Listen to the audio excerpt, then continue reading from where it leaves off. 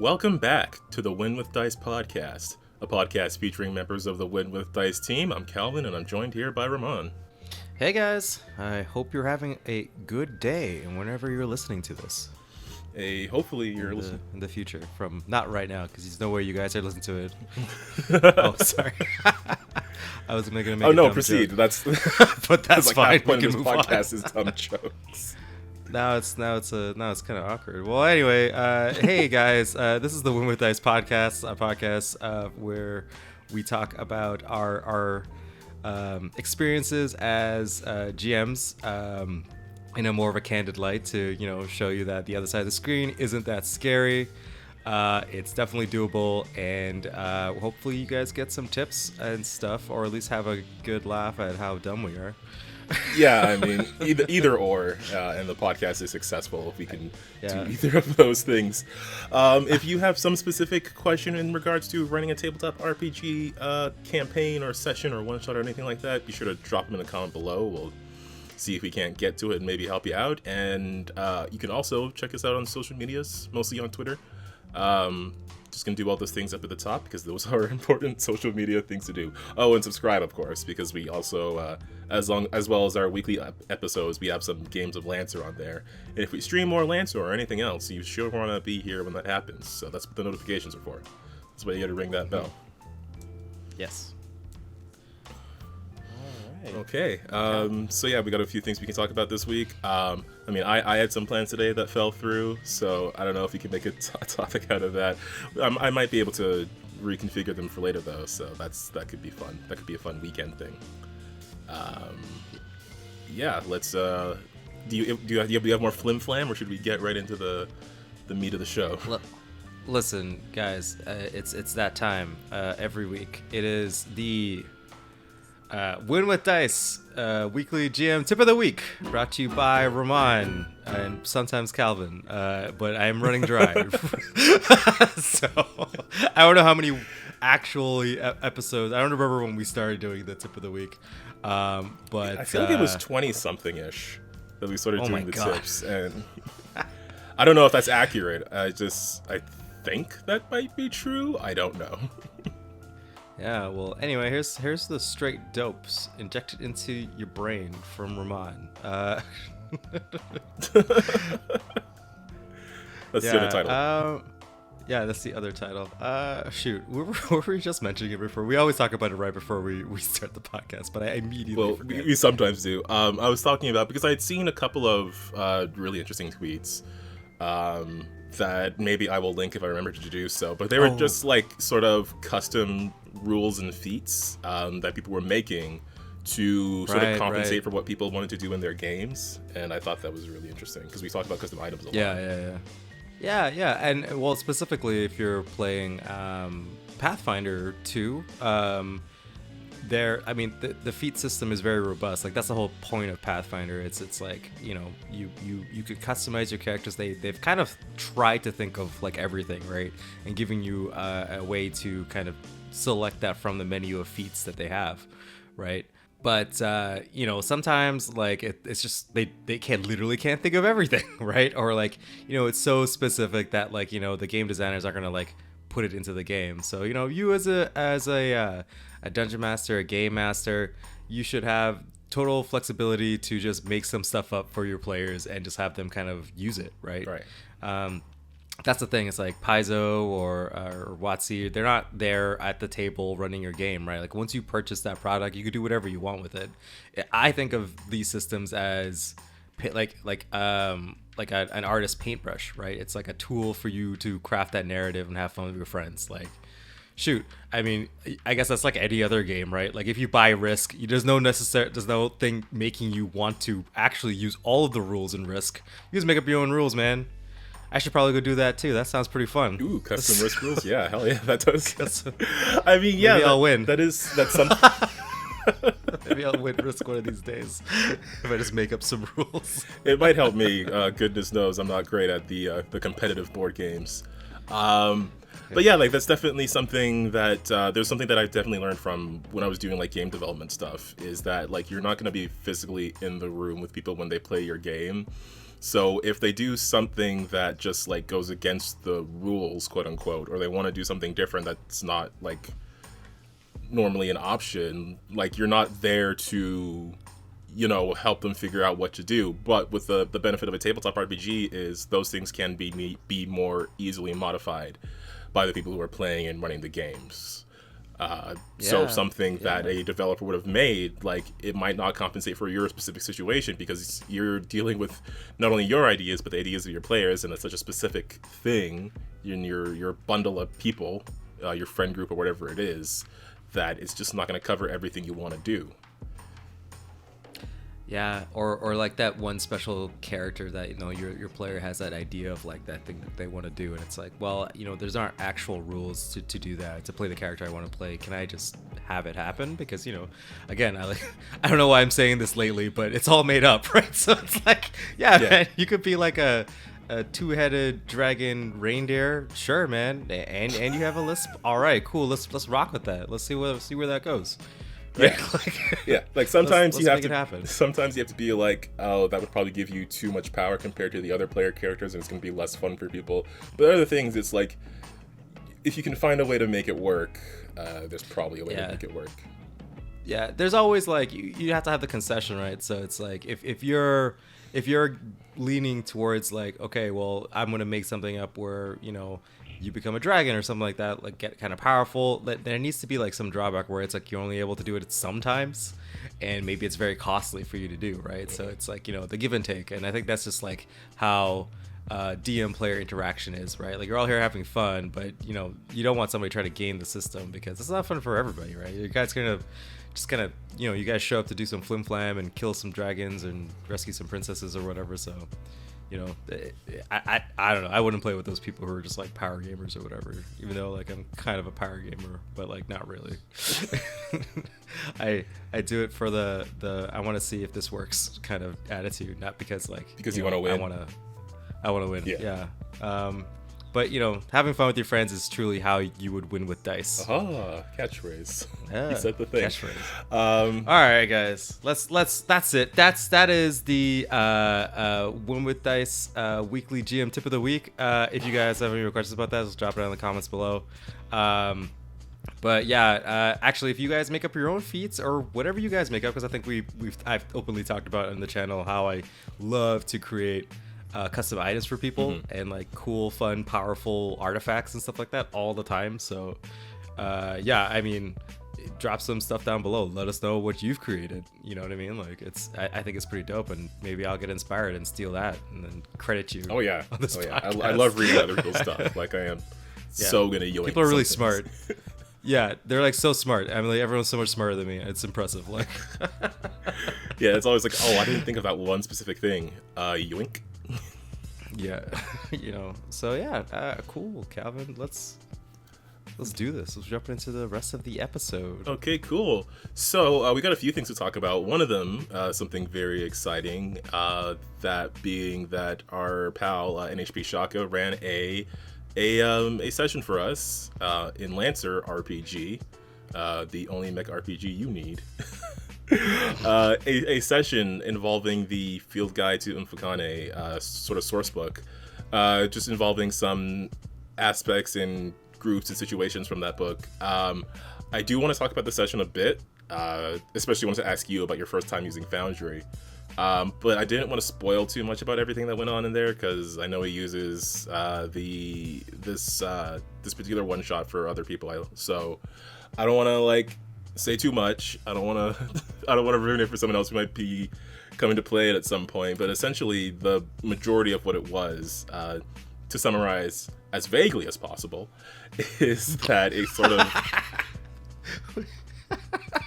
of put as vaguely as possible. it's like we showed up and did some things to some people, and then left. Like, that's what happened.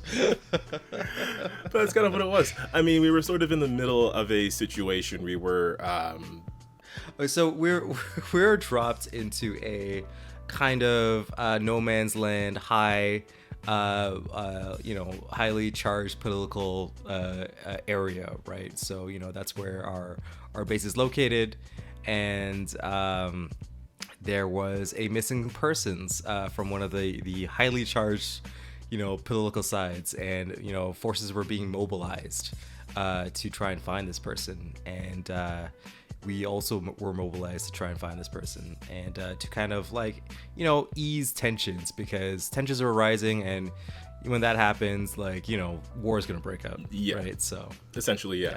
So we were tasked with finding this missing person before larger scale conflict broke out, because of some, I want to say, miscommunications, but the communication from one particular side was very on purpose. Yeah, one particular participant in that communication was being very purposeful with their message.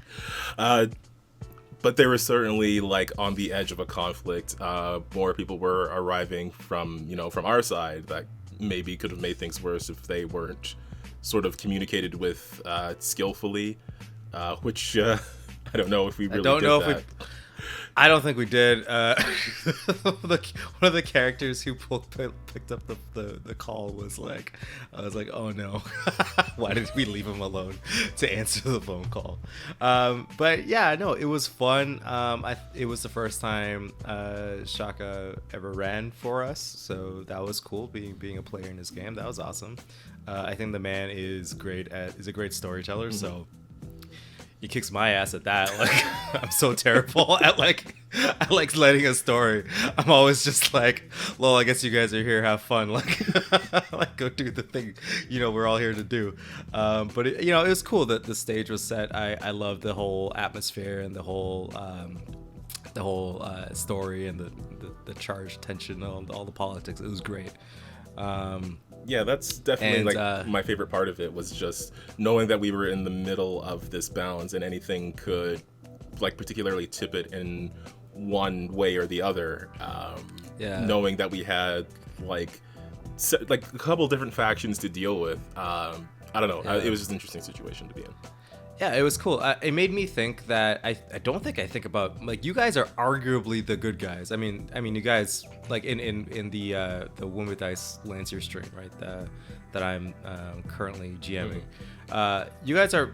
When you guys show up to a situation, arguably you guys are the good guys, right? It's you guys will make whatever you guys choose to do will most likely make it better for the people who are living there, right?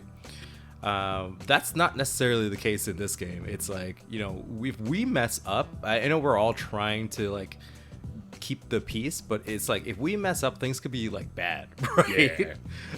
So it made me think maybe I need to put more consequences and stuff in my Lancer game. I mean, we haven't got there yet, but later on I have a more of a more nuanced political situation where you do the right things, then you get the good ending. But if you do the wrong things, then it's you're gonna get that could have been better ending. You know what I mean? Consequences ending. This consequences ending. Yeah. So it reminded me of that. And also I've played in a campaign for the first act of Wallflower, and that's kind of the same thing. It's well, you're arguably still the good guys, but it's if you do mess up, people are gonna get hurt, right? It's you're the thin the thin paper wall of keeping the people safe from utter destruction all the time. So right. It's yeah, right. So that's what it means to be a Lancer, to shake up the universe and whatnot. But yeah, okay, so we can't really talk about. I don't really want to spoil anything for anybody else he's gonna run for, or even for people who wants to purchase his field guide, right, and run the game himself, run the scenario themselves. But I like to talk about the characters. I mean, sure. So for myself, I was playing Duke the 6th, if I remember correctly. I'm losing track of how many Dukes I have, but Duke the 6th is a clone, right? He's a clone of a Kraken noble from the Kraken trade baronies, people who are familiar with Lancer. But yeah, it's cool. It's weird. I don't know. I think it's kind of cool that we have the access to playing clones. So it's I can still play the same character, but it's not actually the same character. It's he has all the memories and has all the things that happened to his previous self. but he's fully aware that he's his own person. Right. Is he like? Did you use a previous version of him as a player character before, or? Oh yeah, totally. Yeah. Oh, yeah. okay. So, like, I was like confused for a moment there because that's what it kind of sounded like. So I jump in like a Lancer one shot or something. I usually just play Duke. But really, like, I did not know that. Yeah. Well, I used him. Through some other friends who were running a Lancer game, I was kind of dropped in as like for a little bit of like a stretch of a mission. And I used Duke, and then Duke died. I think Duke, and then I was like, hey, I guess he's Duke the 5th now, right? Because he was Duke the 4th at the time. So now he's Duke the 5th. His clone showed up, and he was like, oh shoot. But then I was like, it'd be pretty cool if Duke the 6th like also was created, but like it was by accident, right? So it's like Duke the 6th exists at the same time as Duke the 5th. So it's kind of like, well, I guess you don't really have like a standing in the house because somebody your predecessor is still alive technically, right?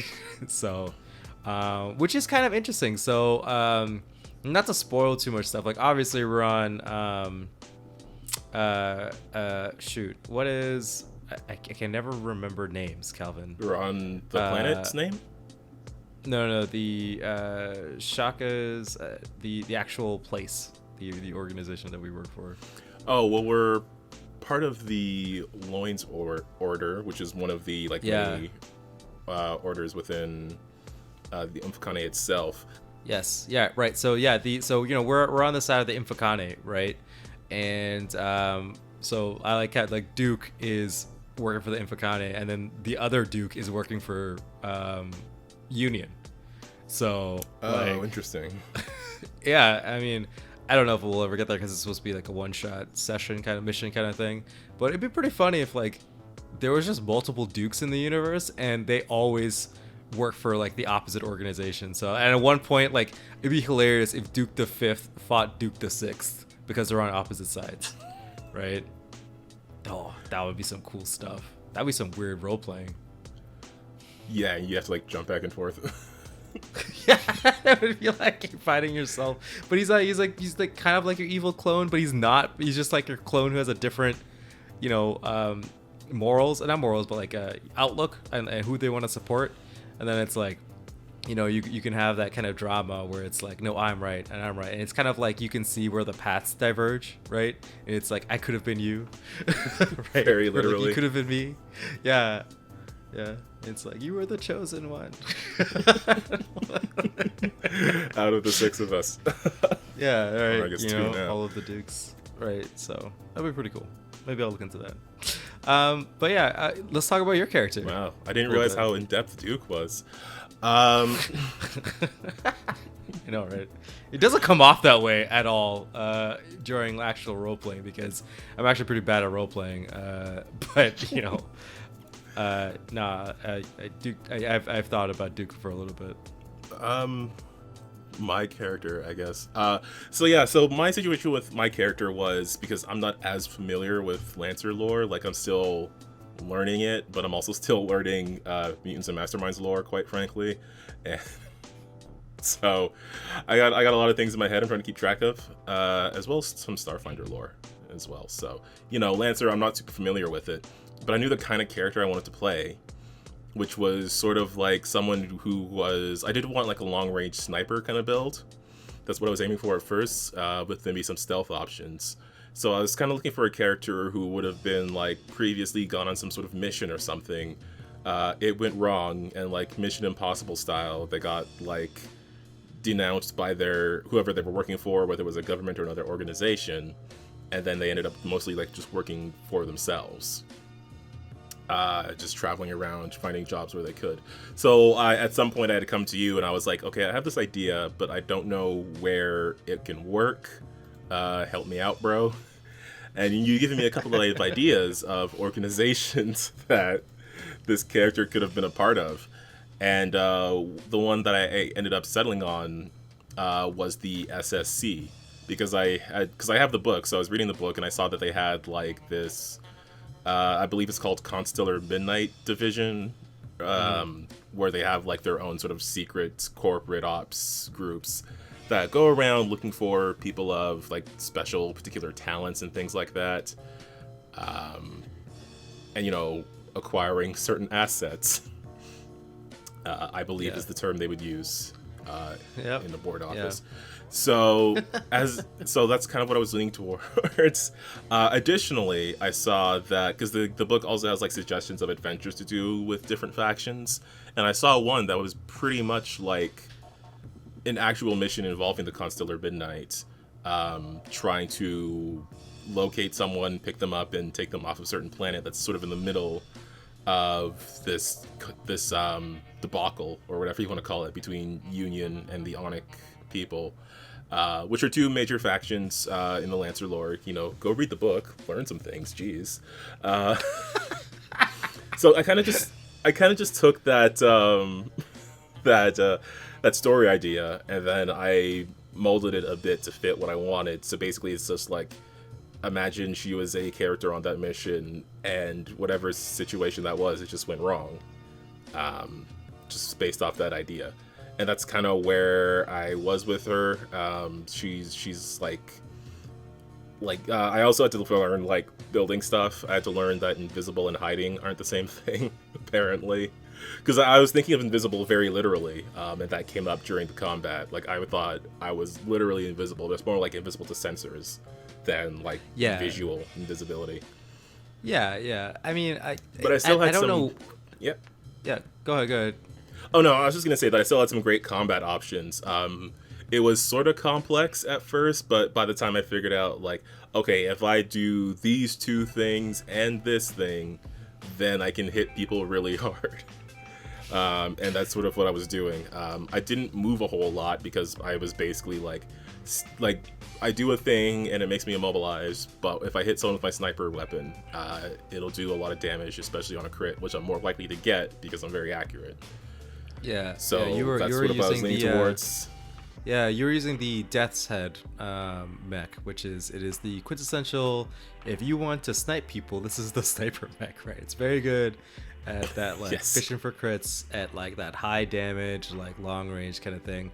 Actually, you are the first person I think I've ever experienced using the hide talent tree. I forget what it's called, but you used it to great effect. I think at one moment it was very clutch. Like, you were able to stun, like, you knock somebody like prone or something like that. It was incredible because you like saved everyone's bacon for like a second, like just because you like popped out of hiding and you was like, Shasha. Yeah, I think that might have been when because I'd been knocked prone at some point. And then there was a couple enemies who were almost right in front of me, but they happened to be in a line from where I was. So I just hit them with like a rail gun, and it killed one, and I think it had like stunned or knocked the other prone or something like that. No, it must have stunned them, I forget what the term is, but they weren't able to do anything on their next turn.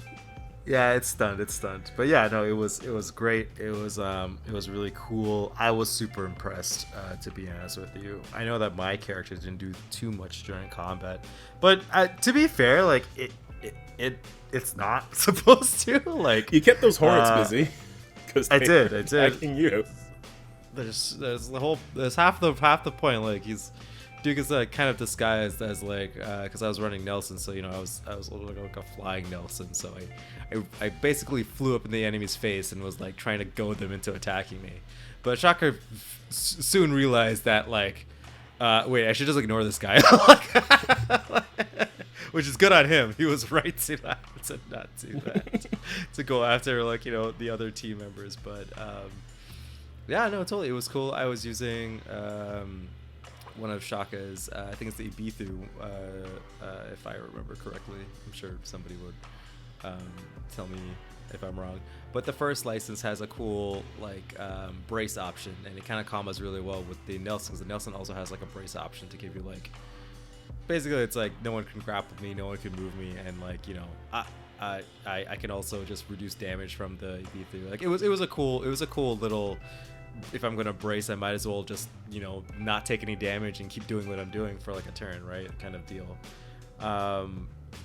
But yeah, no, I just kind of flew up there, distracted one of the big bads for like a second, for like basically like a round, and then I was basically like done for the rest of the combat. I think I didn't really do too much.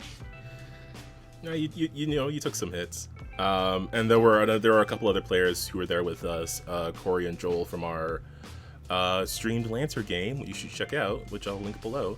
They were also there playing a couple other characters, including a. So I'm not super familiar with. Again, I'm not familiar with the frames and everything. But Corey was playing a Vlad, and he had a really cool lance weapon that he was getting some stabs in with. And as well, Joel was playing one of the. I think it was one of the ones from Mfecane. The Groot Slang. The Groot Slang. Yeah. Like it turned out to be, because I think he didn't expect it to be as huge as it was, but it was one of those building-sized mechs. Yeah, definitely needs more size 3 mechs in the game. I think they're hilarious because it's like, you think you're in a mech, you're like, I'm super strong and tough, and then you see that walk-in apartment building, you're like, oh. That's a problem. I kind of want to, like, the first one I played, I think, was size 3. If I'm remembering correctly, because I was aiming for more of like a very protective shield kind of thing, but I was like super slow as well. Yeah. It could have been a Barbosa. I think like I usually recommend people to do the Barbosa because you're so big and you just have a gun. You don't really have to like think about it too much. You just like see the dude, shoot him. Like don't worry about moving. You can't move that fast anyway. Like see problem, remove problem. Yeah, right. Yeah, we had a great time with that session. I got to do some backstory stuff just because of some things that were highly coincidental that I had no idea were going to happen. But I was like, oh, interesting. Let me pull on this thread and see where it goes. It was pretty cool, man. I mean, I got to call people a bunch of cowards. That was pretty fun. I was so mad. Yeah. Yeah. We've got like 1 or 2 more sessions for that, so I'm excited to do it. We're probably I don't know if we're gonna be able to push him into running more sessions for us, or doing a stream session even. I don't know. Maybe we can bully him. Maybe we'll just bully you, Shaka. So I don't have to run. I'll leave that up to you. I'm too nice for that. Yes. No, I would never bully anyone. I don't bully anyone here. It's not like I bullied Calvin into running games for me, so now look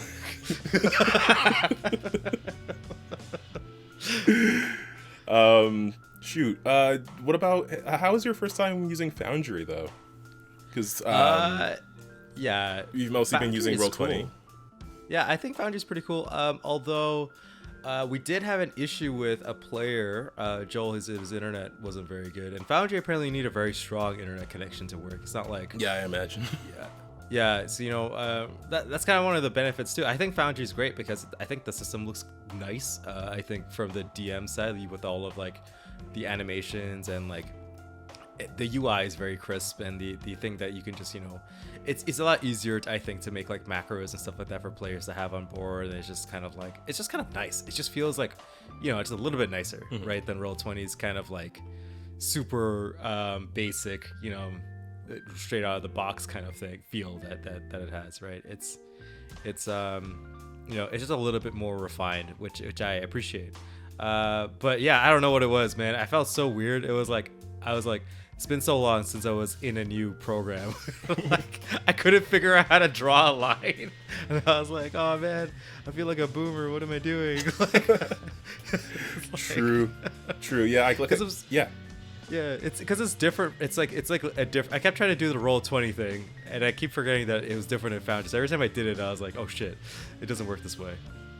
Oh yeah, I definitely did the same thing because I didn't know about like moving and showing your measurements when you move. So it's like slightly different from the way it works in Roll20, and that's what I was trying to do. So I had to unlearn that muscle memory. Yeah. I mean, I think I'll stick with Roll20 for a little bit longer, but Foundry's definitely interesting. I know you ported your Draco Coronum. Yes, my Pathfinder game. Too. And I will likely do the same for Starfinder once I actually sit down and figure it out. But Draco Coronum still is the best name so far. Everybody has better names than for all of my campaigns. The only one I get to have is Path of Inion, but like even that's not that good. I mean, I think it's good. It's very. It's like it's exactly what it is. It's exactly what it says on the tin. Yeah, I guess maybe we should put that one on stream because it's pretty chill. That's a really chill campaign. It's kind of like a pseudo what's it called, West Marches game where the players are just like, you know, everybody can jump in and out no matter what. So we could always just have a game even if it's just like 2 people. Well, if you guys want to see us play Pathfinder on a stream, let us know below. I mean, yeah, it's cool. Hey man, West Marches would be perfect for streaming. I mean, you don't have to worry about anyone's schedule or anything. It's just who's here. Okay, let's go. Yeah, maybe we can fit it into our already jam-packed schedule of stuff that's in real life. Oh yeah. Oh man, I have so much work to do tomorrow. I shouldn't even be recording right now. But them's the breaks, kids. No one's gonna. You gotta play your games and get your fun in, because forget about the real world. Yeah, man. It'll be there. It'll be there later. But yeah. So yeah, Shaka's game was fun. I learned a lot about myself and my game of Lancer. I feel like every time someone DMs for me, I'm like, wow, I should probably get better at it. No. Yeah, no, I definitely had a lot of fun with it. I think I kind of played my character we kind of got dunked on towards the end, and I think it's like entirely my character's fault, but she escaped blame, so I'm gonna keep escaping blame for everything. Sounds good, man. I'm fine with that. So what else we got, Calvin? What else we got to talk about today? Well, I did plan to have a session today, and I was going to talk a bit about that, but plans sort of fell through, and I didn't actually get to run the thing that I thought I was going to run. I thought I might be able to talk about, like, session prep as a thing, though, or at the very least, like, what to do if your session gets rescheduled. How to feel about that, like, emotionally. Yeah, well, that's the thing, man. Like, in practicality, like, the only time you're done preparing for a session is when everyone's at the table. like, no matter what, like, there's always, like, you always feel that there's just a little bit more you could put together, right? Maybe, like, oh, I could write out a little bit more of this monologue, right? Like, or it's like, oh, maybe I should go find a better picture for this NPC, or it's like, oh, maybe I need to come up with a shop name, right? Like, I feel like sometimes when sessions fall through, it's kind of like a godsend. You're like, okay, I can make this just a little bit more better. I'm not gonna lie, I did kind of feel like that. Yeah, man. It's always like that, always. Because I had an idea, and I was like, oh great, now I have more time to, like, workshop this. To flesh it out, right? It's such a weird thing being a DM, especially a new DM, because, like, everything you're doing is brand new, right? And it's like, especially if you're running your own homebrew world and you're making your own homebrew adventures, like, you don't have any playtest, right? It's just like the first time, right? Everything is the first time you're gonna try and do stuff, so you're constantly learning. You're constantly after any session, you're like, I could do a little better here, or I did really well here, let's expand on that. Like, it's so weird that you very rarely, I think, you run the same, like, session or campaign or adventure in a row, right? Like, I know, except for Shaka has been running a whole bunch of his stuff, but yeah, I think, like, other than that, like, I don't know any DMs who have gone back and ran the same campaign with another group of players, right? Like, have actually done the same dungeon or done the same encounter, right? Yeah. It's always like, let's do something new. I think it right. Oh, like with the same group? Yeah, definitely not. I think it depends. Like, with different groups, yeah, for sure. Like, I know people who do games at, like, conventions and stuff, and they have the thing that they reuse. But with the same group, yeah, like, everything is going to be, like, you're going to be on your toes all the time. Everything's going to be different. It's, again, more game dev wisdom, but I think it was the difference between, I don't even remember where I heard this, but the difference between being, like, something being done or you being finished with it, and those being two completely different things. 100%. Like, that is like the truth. That's DMing in a nutshell. Like, there's no way I very rarely have I just been like, yeah, I'm done. You could get stuff to the point where you're able to run the session, but you know, we're always like a little bit more. It's like maybe I could time this music intro to the speech, yeah, or like maybe I can like, you know, fake some thunder or something. Like I don't know. Like honestly, you give DMs enough time and they'll just like put on a song and dance for you, man. Like I know it. I've done it too. I've had like an idea in like the you know the last few hours before a session has to start, and I'm like, shit, I gotta go figure this out because it's really cool. So yeah, if you find yourself that your game has been postponed, or you know, as plans have kind of fallen through, like don't worry about it, man. That means you can, you know, let that game kind of stew a little bit more. You know, that the next session is going to be a little bit richer because of it, right? Yeah, so don't be too down. I can guarantee, I can guarantee before a session, you're going to think of that one thing you wish you had spent a few more minutes preparing. And if your session gets delayed, then you have another day or two to prepare it. It's always going to be something. I don't know if there's ever not something. I don't know if anyone has ever finished preparing, but they certainly are done when everybody sits down to play. Yeah, there's no going back there. But hey, it's the truth, man. It is. But yeah, so I did make a certain mistake, because basically what happened was I had a couple people coming over, Deanna and Cam, who have been on some episodes of the show before. You've heard their voices, you've seen them in Starfinder. I was just planning a chill hangout. And I was just thinking we'd do like video game stuff. But then Cam had asked, she specifically wanted to play an RPG. And I was like, okay, cool, that's fine with me, because I was just in a mood for doing some world building stuff with my Pathfinder campaign. So I was like, well, here's an excuse for it. I'll put them somewhere where I don't have a lot of things, like I don't have a lot of towns or locations or anything like that. I'll give them something new, and I'll just, you know, make up some stuff for there, and then I'll have some more lore stuff in this part of my world. So I was all prepared to, like, because I'm pretty decent at, like, you know, flim-flamming a quick Pathfinder thing, especially more recently, because I more recently read all the bestiaries and stuff. So I feel like I could more comfortably just, like, slip into some random idea there, because I've been running it a lot recently, too, with, like, whole Crown of Dragons thing going on. But I made the mistake of asking them what game they wanted to play. When I already knew what I wanted, I should not have asked other people what they wanted. But they wanted to play Mutants and Masterminds, which is fine, because I like the game. I'm playing it like literally once a week at minimum, so I like the game. But it's been about a forever and a half since I ran it. Yeah. So it was kind of like, oh, okay, cool. The thing that it's been the longest since I've run, definitely can do something for that. I don't know. I should have just said let's play Pathfinder, but here we are. But I did have the benefit of the fact that I bought like a whole bunch of Music Masterminds products recently, because I just swoop in there whenever I have a code or whenever something's on discount. So I was sort of torn between a few ideas.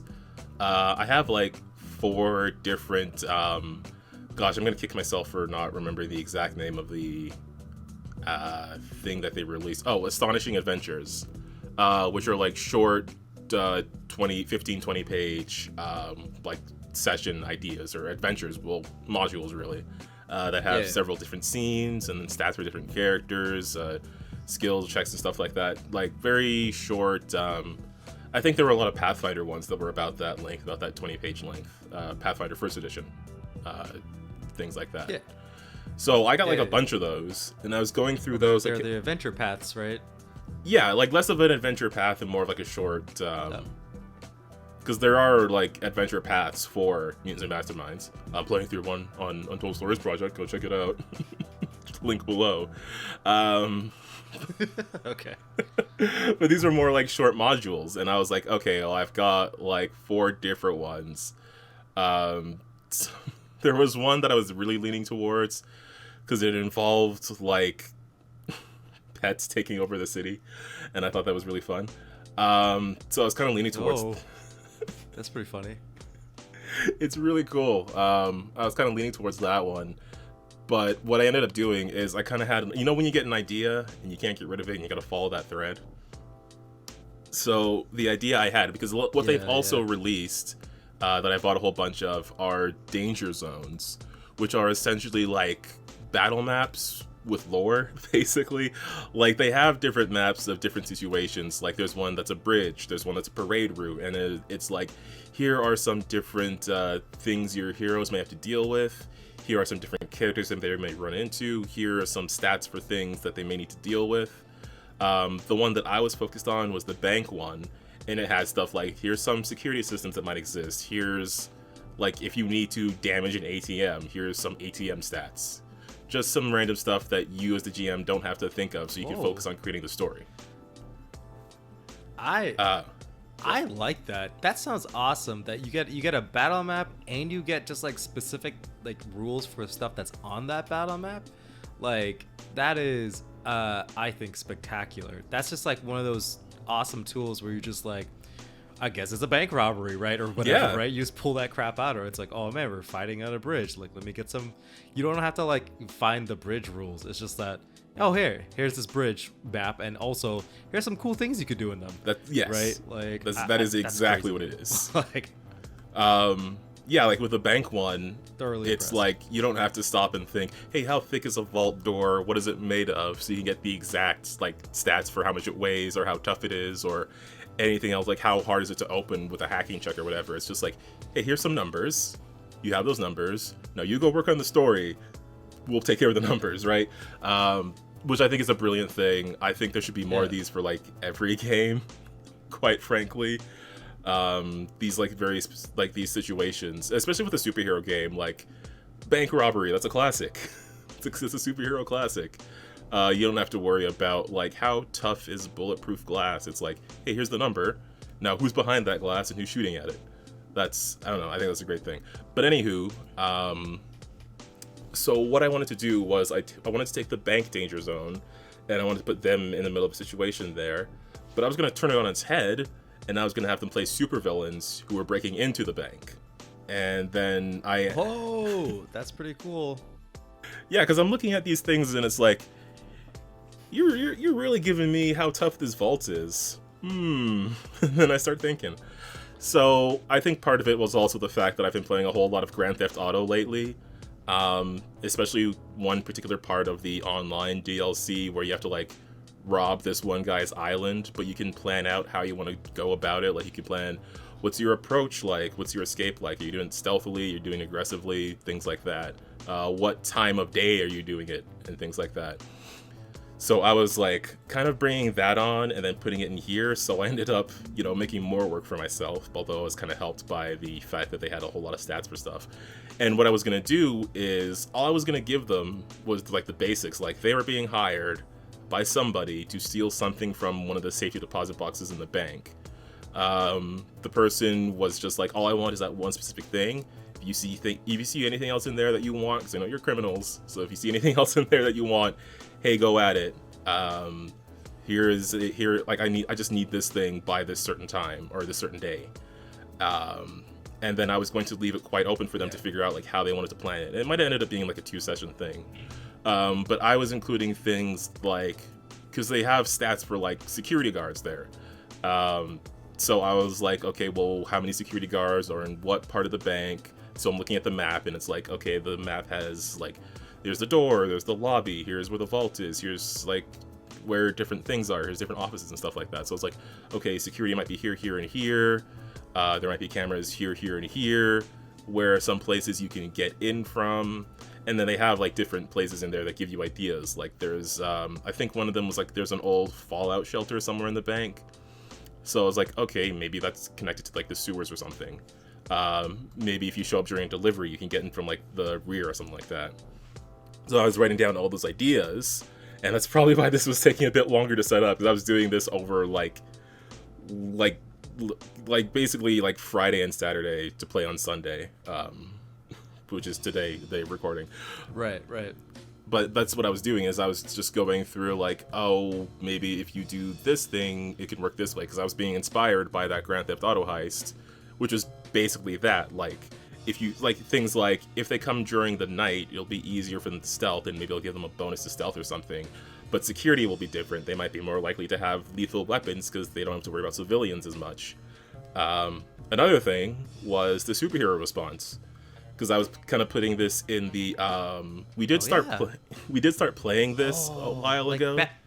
Like Batman could show up, right? If it like if it's like at night, it's like Batman-esque person would show up, or like if it's during the day, it's like maybe it's like the Superman adjacent person, right? Basically like, that you could get different heroes showing up depending on yeah, literally good. That because I was kind of putting this in. I don't think we put anything out about it publicly, but we did play a couple of sessions in a Mutants and Masterminds universe that I was making for a like podcasted game that I don't know, I wasn't happy with it, so it was hard for me to edit those and put them out. So maybe they'll exist in reality at some point.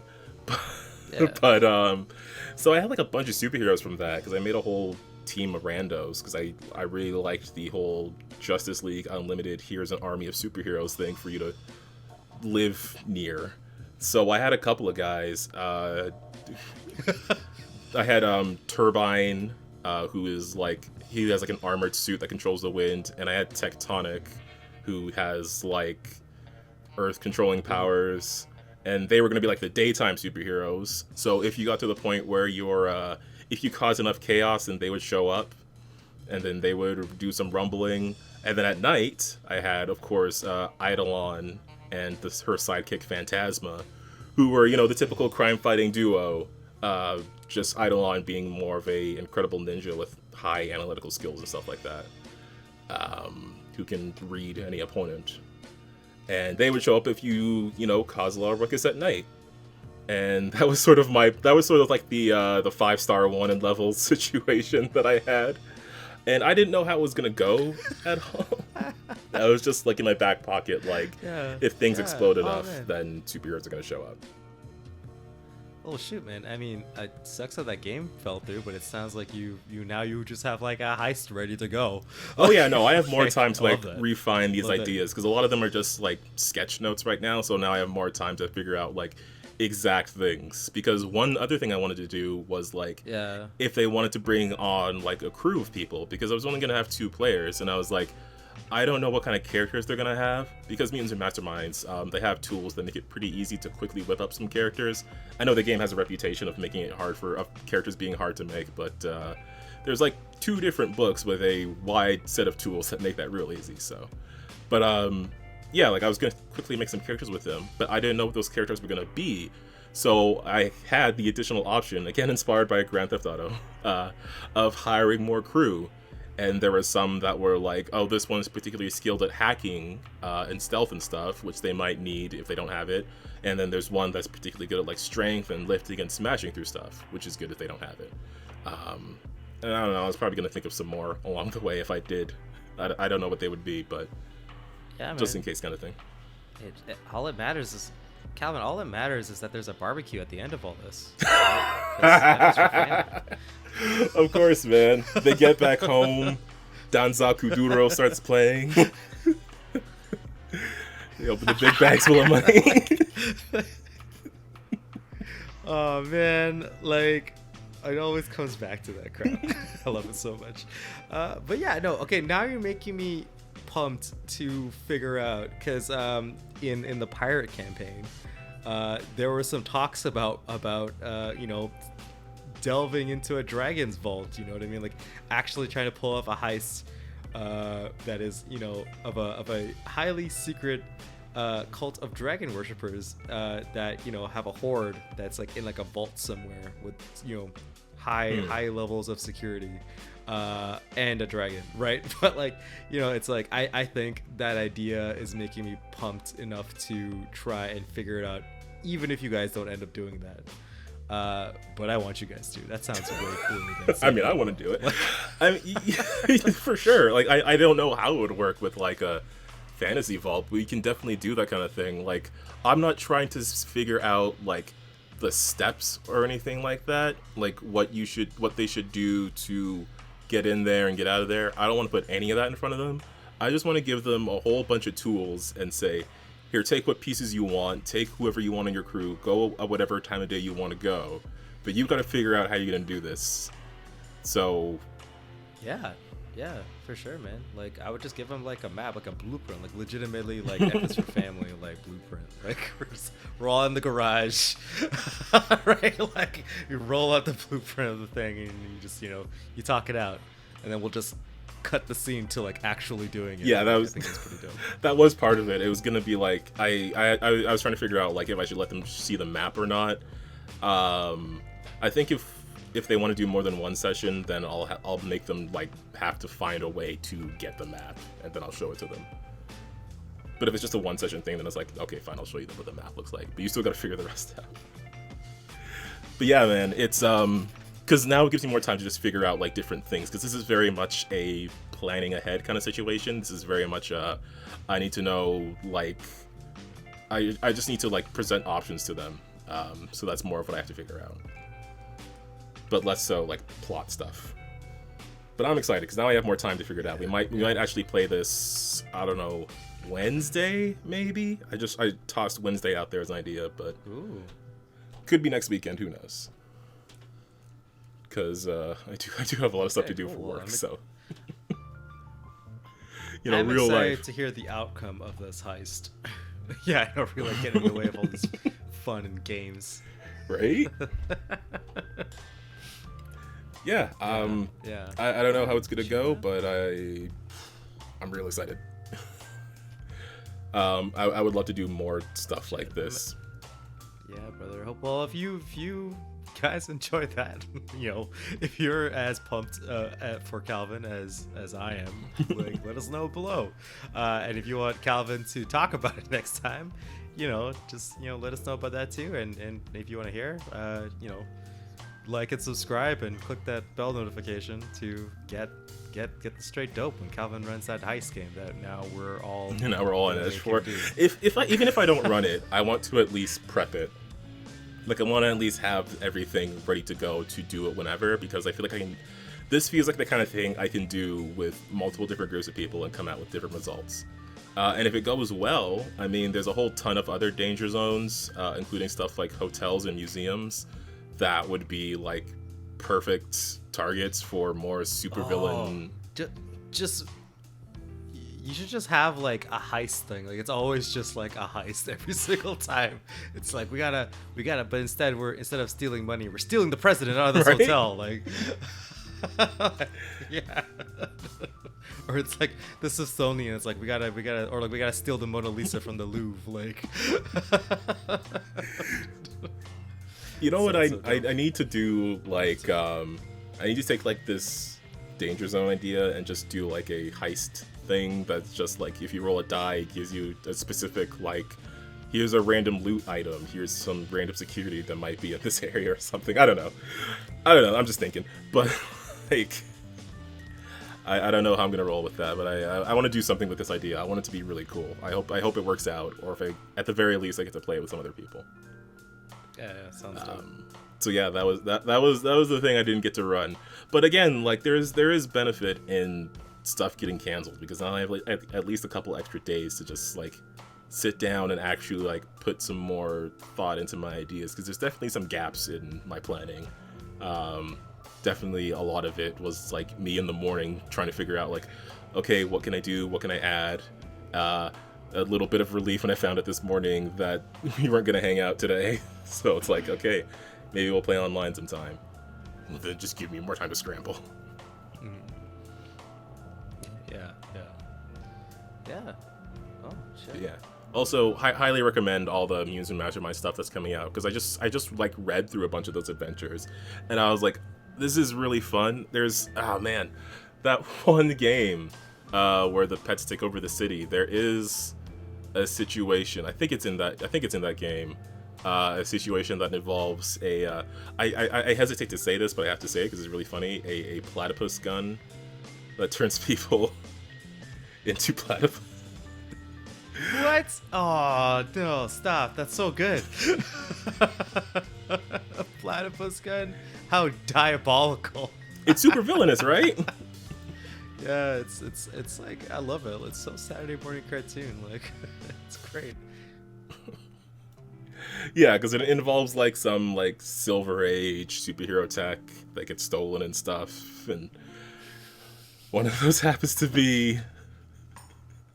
I did have to open it up so I can get the name of this villain right. The Platypizer's Platypus Gun. Oh, I was gonna say he must be like Dr. Platypus or something, but he's the Platypizer's Platypus Gun. I love it. And you know that's right up my alley of super villain names. Oh, that's so good. It's just like dripping with all of the goodness. Oh. I can just see him now in his spandex or whatever. Just like, you'll never catch me, cops. And it's like the cops just fall over, and it's just like a platypus comes out of the cop's clothes. It's like, that's so good. Yeah, man. Dope. I might have to find an excuse to run it still. I mean, I feel like that guy should just show up. No matter what, and always get away. Oh man, wouldn't that be? What if that would be like the big bad? That'd be hilarious. You should convert that idea and put it to like all the other games where it's just like, this is what happens to you. You just get to turn into like a platypus. That'd be so funny. I mean, sure, why not? Final boss, the platyplizer. 50 session campaign, final boss. You, your friends, the platyplizer. He's just like in a giant platypus robot. Yeah. Now they'll take me seriously. He's such a dork. I love it so much. He goes full super villain. It's so good. Yeah, man. I don't know. Cool being back in Mutants Masterminds on the GM side of the screen for a bit, though. Because it has been a while, and I thought, I got nothing. I don't know what I'm going to do. Let's just play some video games instead of thinking about the rules and responsibilities. And then video games gave me ideas. So. Yeah, folks, you find ideas anywhere. Yeah. And I think that's probably something we've talked about from like the beginning of this show. Is just like taking ideas from wherever you can and adapting them into your particular situation, because certainly a lot of like taking things that aren't in your particular genre of a game you're playing and then figuring out like how would this work in this world is going to give you like a lot of great ideas and a lot of unique ideas that maybe your players haven't come into before. And that's a second tip of the week, I guess. There you go. Double tips this week. Double it up. You made it this far in the video. You did it. Got an extra bonus. That's for you. That's for you, guys. Yeah, don't share it with anyone. That's for you alone. It's our secret weekly GM tip of the week. Oh, is that going to be the new section of the show, the secret tip? It's hidden somewhere in the episode. You got to watch the whole thing to figure out what it is. We won't timestamp it. You'll never know. You got to find it yourself. Oh, man. All right, folks. Well, I got to go finish making the rest of this and, do some actual real life stuff, I guess. So we should probably wrap this episode up. I don't know, Ramon, do you have anything more to say about canceling sessions? No, absolutely not. It sucks, but hey, that gives you a little bit more time to, polish off the next session, Yeah. So it could be a good thing. Definitely. I look forward to extra prep time, especially because it was very last minute. So I look forward to that. And I look forward to any future episodes, which you should hit that subscribe button if you want to hear, and of course that bell notification if you want to know when those episodes go up. And you can also know if you follow us on social media at Win With Dice on Twitter, as well as our website, winwithdice.ca, where we've got a whole bunch of cool posts and some cool artwork from various games that we've talked about on here. Additionally, shout out to Field Guide to Mfecane, which we talked about at the top of this episode. There's a link to it in the description if you want to go check it out for yourself. It also includes an LCP file for your CompCon, which you should be using if you're playing Lancer. It makes your life way easier. Certainly made my life way easier. And very easy to import into Foundry, or at least it was for me. I just copy and pasted the code, and I had all my stuff. So Yeah, definitely. That to me was the strongest part about Foundry, was that, you know, ComCon worked. You can just literally just copy your code from ComCon. That's mad plus. I gotta tell you, putting stuff into Roll20 is fun, but you know, it's also just kind of like, so manual. Yeah. Please just make this easy. Yeah, Foundry is probably a bit easier for custom things. At least maybe I just don't know how to do it yet. I mean, I definitely don't know how to do it yet, because I was trying to add a custom dagger, and it's way easier to do in Roll20. But there's a lot of stuff about Foundry that's just easier to set up. So shout out to Foundry if you wanna pay for that.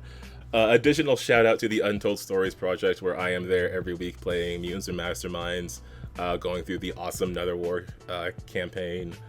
It's been going really great so far. Got to do some car chasing stuff, got to do some mysterious stuff, got to be really rude to an NPC last session, so this being a superhero game, they're probably going to come back and fight me. Nice. By the time this episode comes out, it will have already happened. The stream will have already happened. But we've got a really cool guest coming on the next episode of the Nether War stream. If you're familiar with Mutants and Masterminds, you're going to be really excited to see this person, so go ahead and check out that episode if you have not already. I'll put a link to their Twitch channel below. And I think that covers about everything. Be sure to check us out on Twitter if you want to know everything that's going on with us, or see any other cool Pathfinder things that I might happen to retweet. For sure. Yeah. Well, Calvin, send them off. All right, folks. Well, just remember to don't make plans to rob a bank, because that will probably land you in real life jail. What you should instead do is make plans to keep on winning with dice. And we'll see you next week. See you guys.